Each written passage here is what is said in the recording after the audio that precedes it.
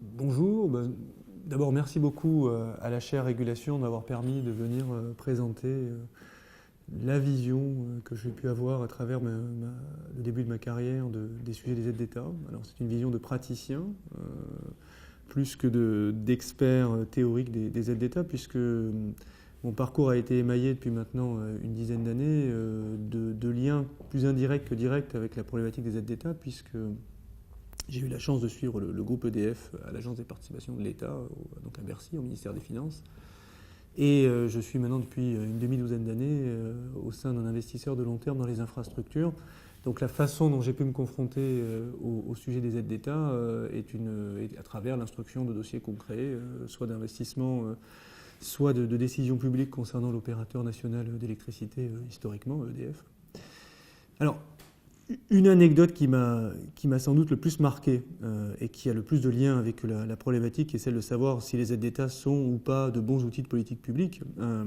C'est celle du vécu que Meridiam a pu avoir d'un dossier autoroutier en Bologne,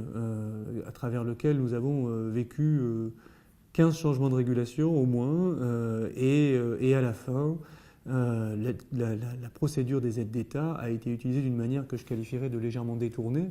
dans le sens où, dans une dispute commerciale entre nous et l'État polonais, l'État polonais a déclenché une procédure d'aide d'État vis-à-vis de la Commission, en espérant que la Commission européenne reconnaisse une aide d'État, et la conséquence est dans ce cas que la société commerciale dans laquelle nous avions investi doit rembourser les fonds à l'État concerné, qui a donc aidé de manière indue cette société. Donc c'est une vision assez renversée de ce qu'est la procédure d'aide d'État, où en général l'État qui a accordé cette aide et la société sont extrêmement alignés et vont ensemble voir la Commission européenne pour expliquer qu'en fait l'aide qui avait été accordée était justifiée et fondée en droit. Donc ça, c'est une expérience qui était assez paradoxale, mais qui, au-delà de ça, nous a permis d'illustrer le fait, qu'on l'a vécu en tant qu'investisseur en infrastructure, que dans notre cœur de métier, donc les infrastructures et l'énergie, la politique d'aide d'État n'est qu'un élément en fait, d'une intervention beaucoup plus globale, qui est celle de comment la puissance publique, les États, les collectivités, les institutions européennes peuvent arriver à faire émerger un ensemble de politiques cohérentes et notamment sortir de terre, au sens quasiment littéral, des grands projets d'infrastructures structurants. Donc, si je puis me permettre, et c'est en particulier vrai dans le monde de l'énergie, ce qui a été très bien montré par notre collègue Dan pendant cette intervention, dans le monde de l'énergie, c'est un instrument parmi d'autres, et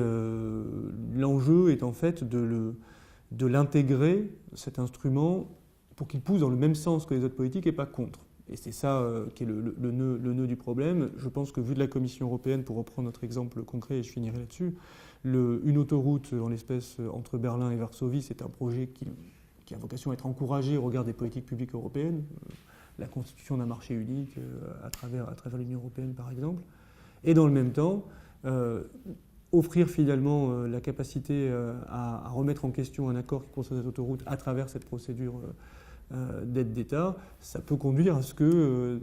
y ait une forme, et la Commission européenne n'est absolument pas le seul acteur, mais une forme de contradiction interne à une institution donnée, donc en l'espèce la Commission, à la fois promoteur des grands projets transeuropéens et gardien des procédures permettant le bon fonctionnement d'un marché unique, dont notamment fait partie celle des aides d'État. Donc voilà, donc ce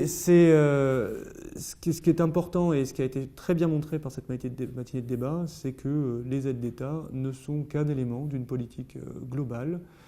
qui peut jouer avec en général, et ça marche plutôt notamment dans le domaine de l'énergie, mais des fois jouer contre et avec des effets indésirables qui ne sont pas toujours évidents à anticiper. Merci beaucoup.